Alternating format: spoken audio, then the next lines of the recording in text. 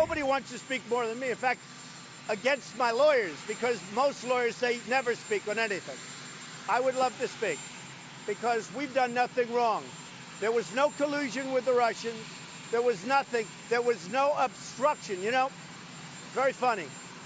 If you fight back because you people say something wrong or they something wrong or they leak, which they've been doing, if you fight back, they say, oh, that's obstruction of justice. All right. The president saying, in the light of all the Stormy Daniels stuff, everything that's happening so fast and furiously right now, that he would be willing and eager to talk about Mueller and his team. His legal team is saying, yeah, but there ought to be a lot of caveats to that. We ought to limit this, limit the questions, maybe limit also the time you're going to be talking, if you talk at all, to 2.5 hours. But we get so many mixed messages out of the White House. The fear seems to be right now from the president's lawyers that it could go easily off course, and things that the president didn't plan to get into, he does, and there you have, well, all sorts of problems. Former Justice official Robert Driscoll on all of this. Robert, is it wise for the president right now to consider talking to Bob Mueller? Almost everyone I talk to say legally it could be a problem. Yeah, I mean, I think there's no question that staying silent is the smart move from a strictly legal perspective, and in any other situation where if you're representing an executive or someone else, you'd clearly tell him not to talk. And I think protecting himself, if you want full protection, that's what he's got to do, and he's got to listen. However, when you are the president, you know, resisting it has other consequences, which is there could be a big subpoena fight, and this would get dragged out for another 12 to 18 months.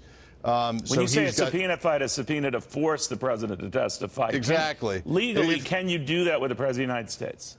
Yeah, I mean, I think that with the Nixon and Clinton cases, there are different circumstances, but to answer the question, it would take 12 to 18 months. If his lawyers said, look, we're not going to voluntarily interview, Mueller served a grand jury subpoena, there would then be a constitutional fight because, you know, classic, right. You know, separation of powers issue, et cetera. And the Supreme Court would have to eventually resolve it. And that would be 12 to 18 months. And, you know, that has an effect on the presidency as well. But, you know, I understand what everyone says about, well, he shouldn't talk from a legal perspective because he's a little bit undisciplined, I think, to put it mildly. And I think that would be obviously the legal advice. But sometimes there's bigger considerations when you're the president, and I think that's what he's grappling with. You know, you mentioned Nixon and Clinton. Nixon didn't, you know, talk to the special prosecutor. Ultimately, there was an attempt to fire anyone connected to him. Ultimately, he resigned, so it became a moot point. Bill Clinton did. He thought he could do very, very well. You know, he really didn't in retrospect, but he survived getting thrown out of office. So I guess it could work both ways. But I always wonder whether the prosecutor then, if you've, you know, nixed talking to him, can take it out on you in other ways.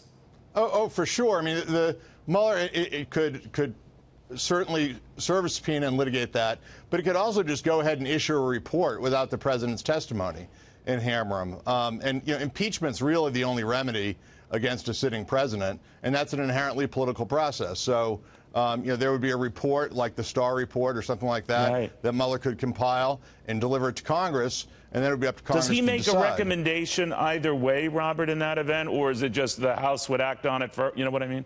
Yeah, I mean, he would lay out the law and the facts and say, here are the potential legal violations that are there, and then it would be up to the House to decide if there are any impeachable acts, and then to, you know, whether to recommend impeachment, and then there'd be a trial in the Senate. All right, so, I mean, I'm sorry, it is inherently political, and I think that's, you know, the president, it's hard to separate. I think a lot of people are trying to do legal analysis of this, but at the end of the day, I mean, for example, a lot of the Stormy Daniels stuff, if there's a technical problem with the payments, I just don't see the country having the stomach to have an impeachment trial in the Senate over paying off a porn star, even if there was an FEC violation. I mean, I just don't see it. Now, to that point, the president is saying that, you know, this is Rudy Giuliani's mistake.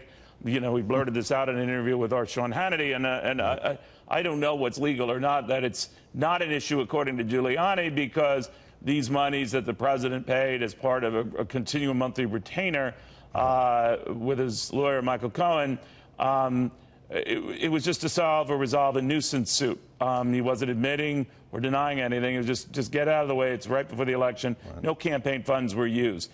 If no campaign funds were used, Robert, is it still an issue or what?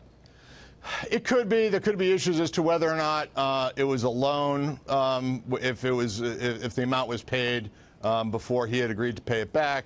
It raises other tripwires that the prosecution should look into.